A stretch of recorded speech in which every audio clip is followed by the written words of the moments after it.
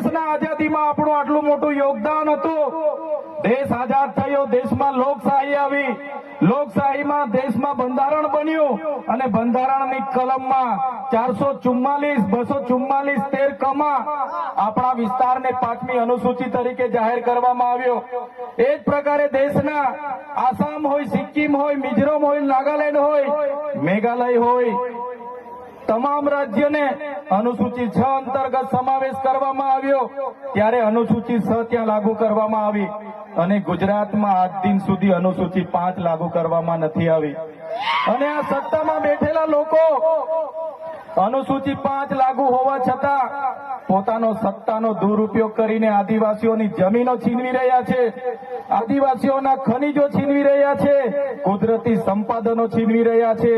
રોડના નામે, ડેમના નામે, આ વિસ્તારમાં કોરિડોરના નામે, જીએમડીસીના નામે, હાઇડ્રો પાવરના નામે, જીઆઈડીસીઓના નામે, સરકારી આવાસોના નામે, સ્ટેચ્યુના નામે આજે આદિવાસીઓને એમની જમીનો છીનવાઈ રહી છે। આજે આખા દેશમાં 80 લાખ આદિવાસીઓ વિસ્થાપિત થયા છે। એ આ સરકારો દ્વારા કરેલી દેન છે સાથીઓ। આજે ગુજરાતમાં, આજે દેશમાં 8% આદિવાસીઓ છે। 2011ની વસ્તી ગણતરી પ્રમાણે 11 કરોડથી પણ વધારે દેશમાં આદિવાસીઓ છે। આજે ગુજરાતમાં 15% આદિવાસીઓ છે। 1,25,00,000 આદિવાસીઓ ગુજરાતમાં છે। 29 જાતિઓ ગુજરાતમાં આદિવાસીઓની છે। આજે તમે મને બતાવો કયા ક્ષેત્રમાં આદિવાસીઓ 15% છે, બતાવો મને। તમે સચિવાલયમાં જશો, આદિવાસીઓનું લિસ્ટ તમે માંગજો, તમે હાઈકોર્ટના જજની યાદી જોઈ લેજો, તમે ઇન્ડસ્ટ્રીયલના આપણા આદિવાસીઓને કેટલા લાભો મળ્યા છે જોજો, તમે રિયલ એસ્ટેટમાં આપણા આદિવાસીઓની સંખ્યા જોજો।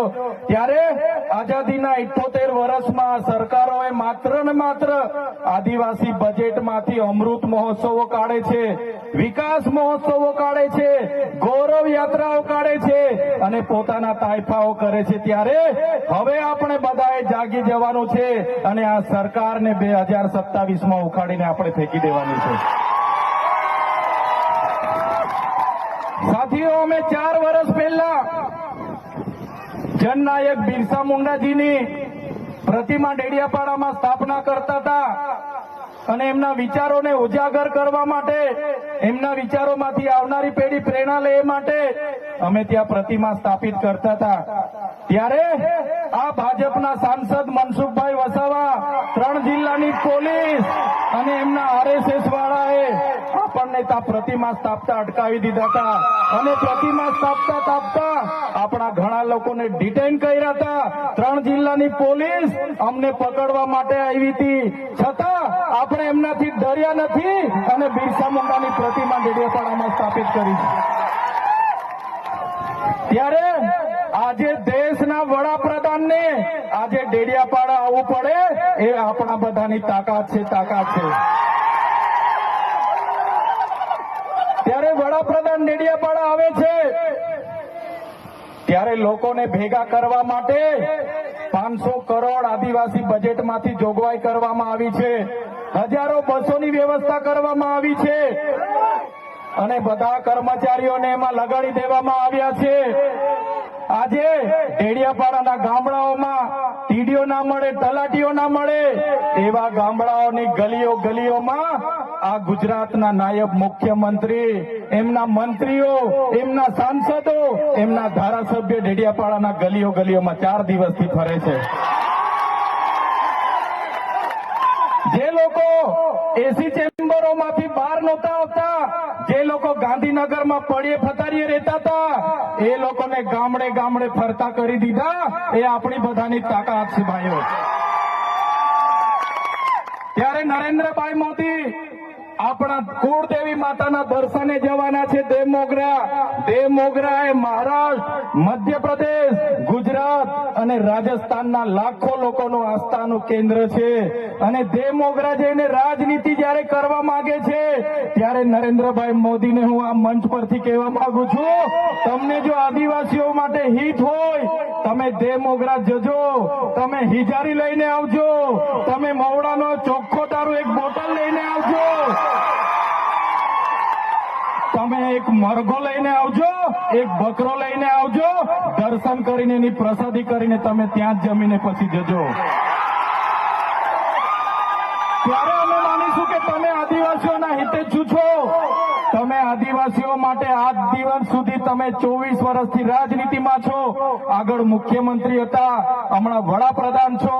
આદિવાસીઓ આજે શિક્ષક માટે આંદોલન કરે છે, શાળા માટે આંદોલન કરે છે, નર્મદાના પાણી માટે આંદોલન કરે છે, પોતાની જમીનો બચાવવા આંદોલન કરે છે, જીએમડીસીઓ હટાવવા આંદોલન કરે છે, જીઆઈડીસીઓમાં રોજગાર માટે આંદોલન કરે છે. ત્યારે નરેન્દ્રભાઈ મોદીજીને કહેવા માંગુ છું, હવે અમે લડેંગે, જીતેંગે, જિંદાબાદ, મુર્દાબાદ, આવેદન નિવેદન કરવા માંગતા નથી. હવે અમે લડવા માંગતા નથી. હવે ધરણા પ્રદર્શન બંધ, હવે આંદોલન બંધ.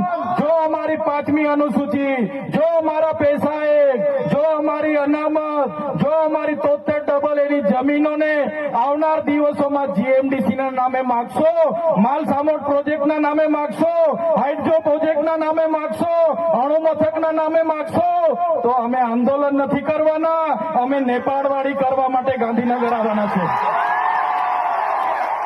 અમે નેપાળવાડી કરવા માટે ગાંધીનગર આવીશું.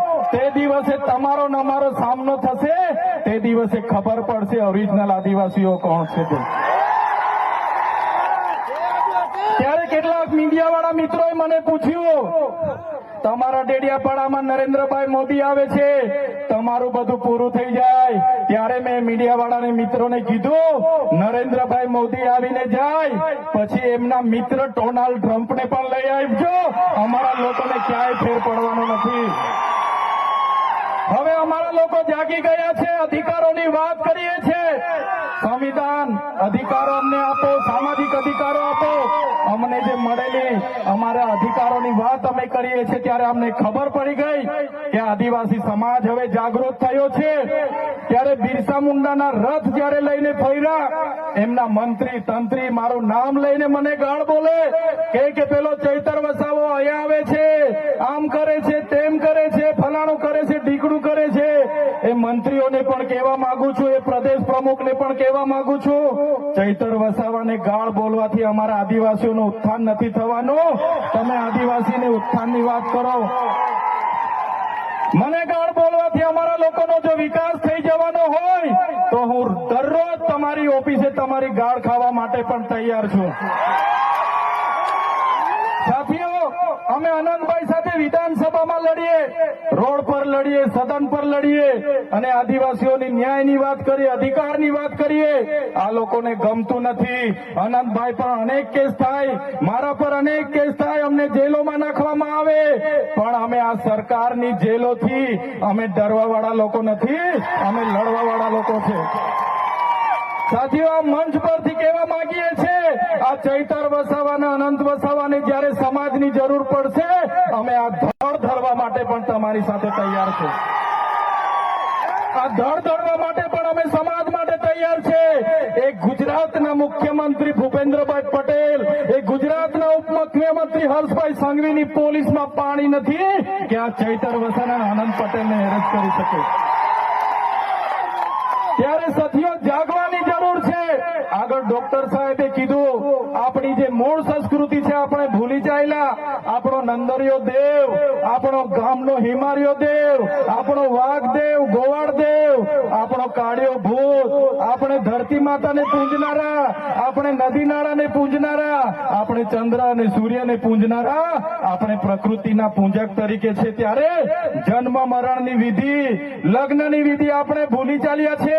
ત્યારે આજે આ લોકો આપણા પર જાતિનો દાખલો માંગે છે, પુરાવા માંગે છે. ભણેલા છોકરાઓને પૂછી લો. સાથીઓ, જે આપણી રીત પરંપરાઓ છે, આપણો જે પહેરવેશ છે, આપણા પૂર્વજો આઝાદી પહેલા ઓળખી કાઢતા હતા. ગોરા અંગ્રેજો આવ્યા, એમના પહેરવેશ, એમની બોલી પરથી આપણા પૂર્વજો જાણી ગયા કે આપણા દુશ્મન છે. આજે તો આપણે એ લોકોની સંસ્કૃતિ અપનાવતા થઈ ગયા, એ લોકોના પેન્ટ શર્ટ પહેરતા થઈ ગયા, એ લોકોના જીન ટી શર્ટ પહેરતા થઈ ગયા, એ લોકોના બૂટ સૂટ આપણે પહેરતા થઈ ગયા. આપણી બહેનો પણ આજે પંજાબી પહેરતી થઈ ગઈ, ડ્રેસ પહેરતા થઈ ગયા, ચણિયા ચોરી પહેરતી થઈ ગઈ, જીન્સ ટી શર્ટ પહેરતા થઈ ગયા. ત્યારે આવનારા દિવસોમાં આપણો દુશ્મન કોણ છે તે આપણને ખબર પડવાની નથી. ત્યારે આપણે મૌલિક નૈતિક મૂલ્યો આપણે જાળવવા પડશે. આપણી બોલી ભાષા આપણે સાચવવી પડશે. આપણો પહેરવેશ, આપણી સંસ્કૃતિ, આપણા વારસામાં મળેલી આપણી પરંપરાઓ, રીત રિવાજો આપણે સાચવવા પડશે. સાથીઓ, આપણા વિસ્તારમાં વૈશ્વિકરણના નામે જમીનો છીનવાય છે. ઔદ્યોગિકરણના નામે જીઆઈડીસી આવી, એમાં જમીનો છીનવાઈ ગઈ.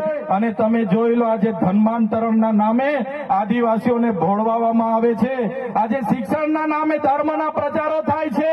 ત્યારે મારા આદિવાસી સાથીઓને કહેવા માંગુ છું, જે દિવસે આપણે આજે આદિવાસી તરીકે મટી જઈશું તે દિવસે આપણું અનામત પણ આપણને મળવાનું નથી. તે દિવસે આપણે જમીનો પણ બચાવી નથી શકવાના. સંવિધાને આપેલી જળ, જંગલ, જમીન પરના અધિકારો પણ નથી બચાવી